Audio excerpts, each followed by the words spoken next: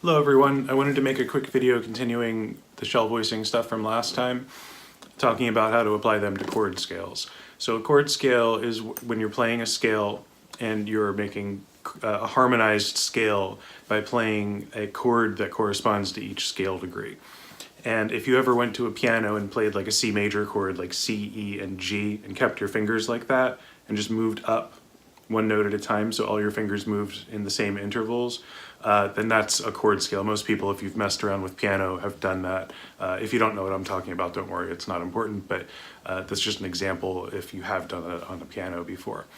So the first thing we need to be able to know is playing the intervals of a major scale up the string. Because if we don't know the formula for making the major scale up the string, then doing the chord scale is just going to get a lot more complicated. So if you don't know this, then practice this first. It probably won't take you very long. If it does, that's fine too. But you probably won't have to commit a ton of time to this. You should just be able to do it comfortably and have it memorized. So the formula for a major scale is we have to play the first note and then start the formula. A lot of times people will start saying what I'm about to say as they play the first note, but the first interval means it's the first note to the second note. The first note by itself is not an interval. We have to go to the second note to start saying our intervals. So the interval formula for a major scale is whole, whole, half, whole, whole, whole, half. 2 whole steps and a half step, 3 whole steps and a half step. So we play our first note, just playing an F just for the sake of simplicity so we don't go up too high. So a whole step is up 2 frets, whole, a half step is up 1 fret, whole, whole, whole, half. And you can do this on any string. Whole, whole, half, whole, whole, whole, half. You're going to want to do this with your first finger or second finger, because when we're playing the scales going up, either your index or your middle finger will be playing the roots for these chords. So if I practice it with my third finger, that might be useful just for doing it, but it's not going to apply to the chord scales that we're doing with shell voicings. So practice that on every string, get comfortable with it. We do need to switch strings to be able to find, not get too high up on the neck for some of these keys, but we'll talk about that when we get to it in this video later. So if you all know your chord scales, if you all know your shell voicings, then this will not be super challenging. It'll just be a matter of practicing placement. If you are not super familiar with the shell voicings yet, keep practicing them. Feel free to throw this into your practice routine. But don't get frustrated if it's not easy, because the fingerings for the shell voicings have to be pretty intuitive and internalized before you can apply them with this kind of movement. And I'll mention at the end of this why this is useful as well, because this is not just a good exercise, it's applicable to playing tunes as well. So let's stay in F, first fret, 6th string, first fret. And the formula now for going up, and I'm going to say this slowly because you might want to write this down, is going to be major 7, I'll give you the numbers as I do it. So the root, major 7, minor 7, minor 7, major 7, dominant 7, minor 7, minor 7 flat 5, but because we're doing shell voicings, we're just going to call that minor 7, but the flat 5 will be important in the future. And 8, which is the same as 1, just starts over, so it's major 7 again. We want to think as 8. We want to think of 8 as 1 when we're doing this. A lot of people think, oh, it's a major scale. I get to the last note, that's the 8th note in a scale. That's the same as the first scale degree. So we're not going to call that the 8th scale degree. We're going to call that the first. So it sounds strange numbering when we say 1, 2, 3, 4, 5, 6, 7, 1, but that's really what's happening, like in terms of the function of what we're hearing. Okay, so now we're just going to apply those scale shapes and use the intervals going up the neck to make the scale. So what we just did, and now applying the chord qualities that I just said. Major 7, minor 7, minor 7, major 7, dominant 7, minor 7, minor 7 flat 5, but we're not playing a 5th, so it's minor 7 fingering for the shell voicing, and major 7. So try to do these in time as well, even if it's slowly. We're not going to usually be playing these out of time in a tune, so we have to practice them in time even if it's slow. Next next string over, we can practice the 5th string voicings the same way. Major 7, minor 7, minor 7, major 7, dominant, minor 7 flat 5, major 7, and always practice descending as well.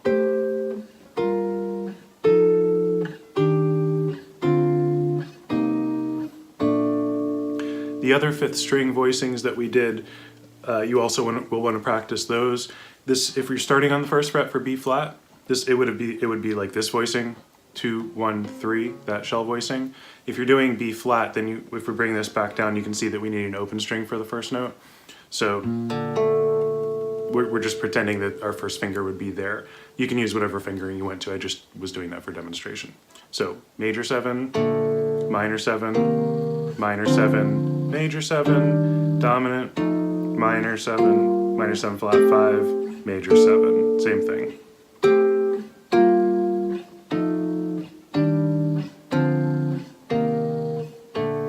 And use a pick for this too. I don't know why I started doing this with my fingers. I'm growing my fingernails back, so I'm using fingers a little bit more. But yeah, if you're going to play with a pick, then practice it with a pick. And if you're going to use your fingers, practice it with fingers, and do both if you're going to play with both. So now there's one last thing with this. What happens if we're playing a key where we start on the 6th string on the root and it's already further up the neck? And basically what you have to do is be able to switch over to the next string to finish the scale, or else you're going to end up too high to play the chords. Either based on not having enough fret access on an arch top like this, excuse me, or having a solid body with good fret access, but tiny little frets and not being able to finger it. I should also mention that there are other shell voicings that I didn't include because they're definitely important, but the ones we went over on the roots on the 6th and the 5th strings are a little higher priority. So there are shell voicings on strings 4, 2, and 1 as well, and they're the same as what you learned, but they're just different fingerings. So if you're interested in that, let me know. I'm going to do that at some point, but if it's really pressing on anyone's mind, I'd be happy to do that sooner rather than later. So let's say that we started, let's say we started on B flat, but on the E string. So that'll be the 6th fret, and our 1 chord is here. Let's say, just for whatever reason, maybe a tune, you were playing a progression and you ended up here. I know we can play this down here, but let's just say theoretically that we're starting on the 6th string. If we play this going up,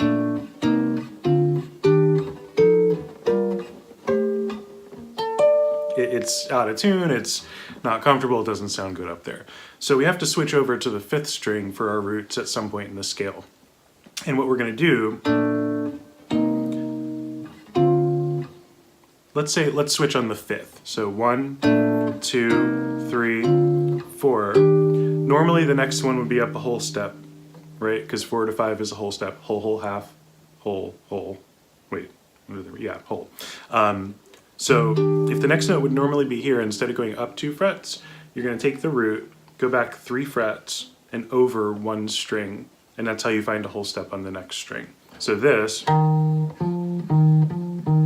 is going to go back 3 frets, 1, 2, 3, over a string, and that's the same note. So whole step, 2 frets up, whole step, back 3 frets over to the next string. So now applying that to the scale, starting on B flat again, 6th fret, 6th string, back 3 frets over to the next string with the root, dominant voicing. And now we have to do the same thing to go back over to the E string, to the 6th string. So we're going to go up 1, 2, 3 frets and play the root on the 6th string. It's just the backwards version of what we just did. So we'd have, we're on the 5th, so it's dominant. And now we're on major 7th. We went down the whole step but switched over to the next string. So where were we? So this will enable you to play any chord scale in any key. I should also mention that once you get used to going up, you're going to want to practice these going backwards as well.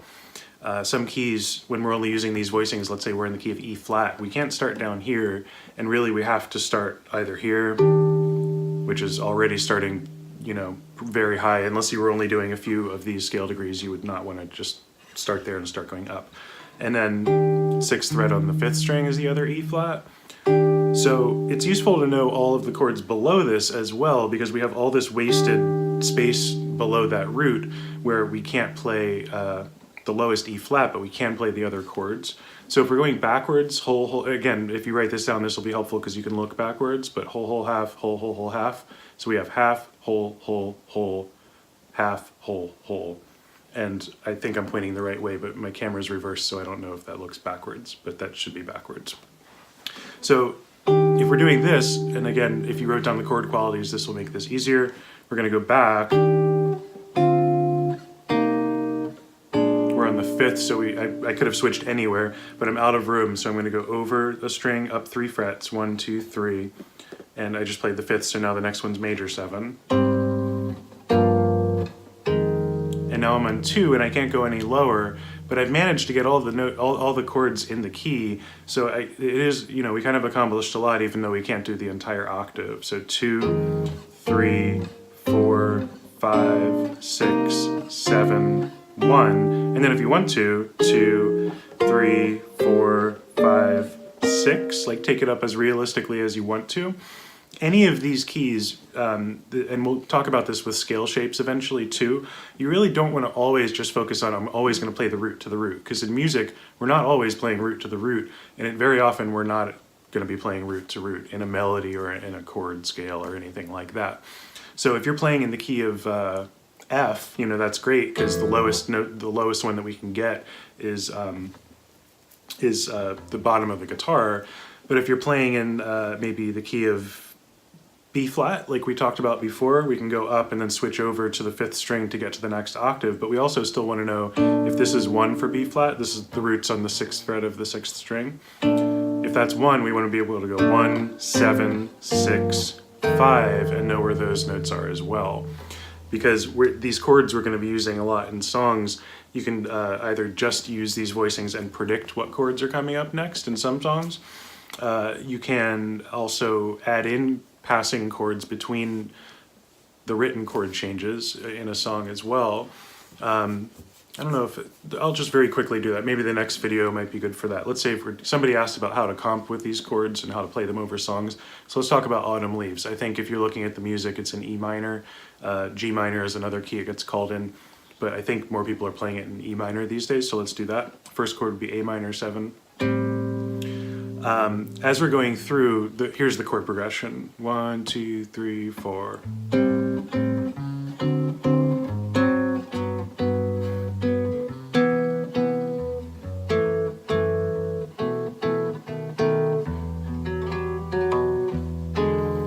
So now instead of just A minor, 1, 2, 3, A minor,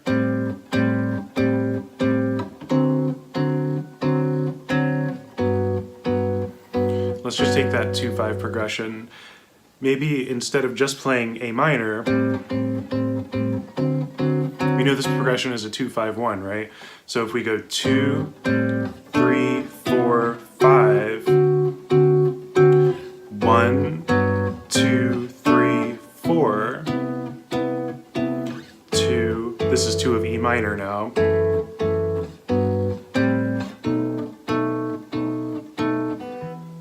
One chord, 2 chord, 3 in the minor key, diminished.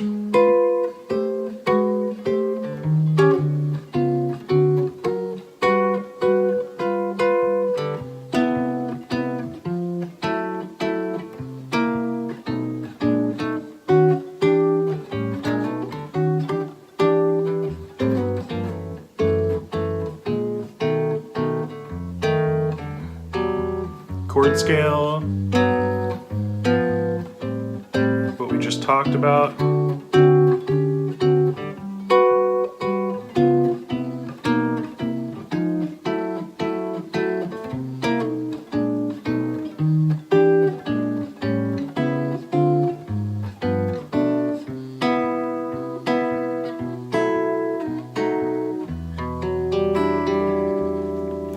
The other thing that I was doing is anticipating a chord or following it by a half step away.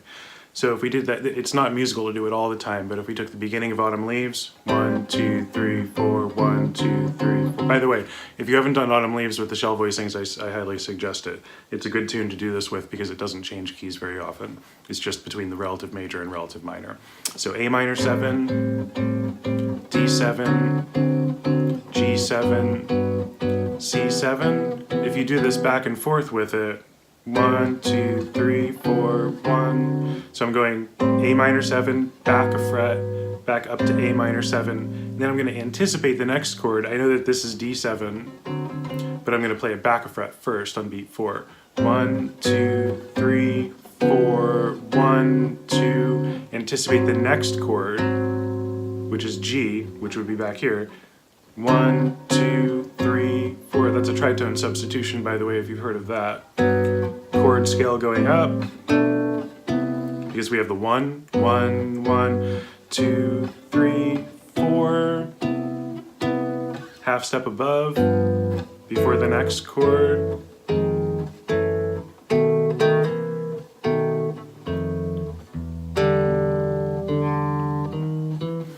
So that's a little beyond the scope of this video and it's getting longer, but I'd be happy to go over that in a different video if anybody would like. So bullet points here. First, know your fingerings, of course, for the shell voicings from the last video. If you'd like to also do the intervals going up the neck at the same time while you're getting comfortable with the shell voicings, that will be good to do. Once you feel okay with both of those, then do your chord scales. Try to do them in all 12 keys because you're going to use them in all 12 keys, and try to not just start from the root and end on the root. You're going to want to have them used all over the neck. And if you have any issues or questions about that, let me know. I was thinking of maybe doing like practice videos too, like an example of a practice session to just how to structure this stuff, because I know it's like, here's all this information and you know, what's the best way to do it, how to practice it. And everyone learns in a different way, but I feel like there are more efficient ways. So if that's something that would be useful, let me know and I can help with that.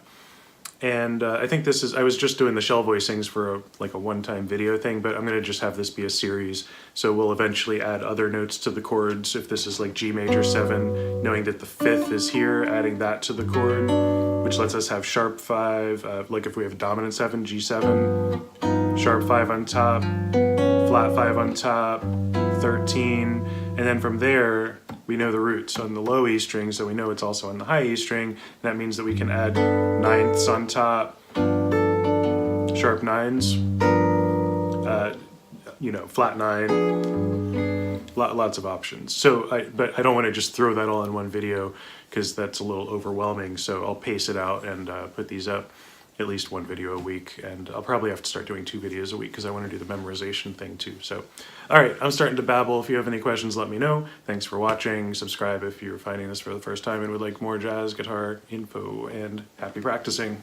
Have a good one, good evening, or good day.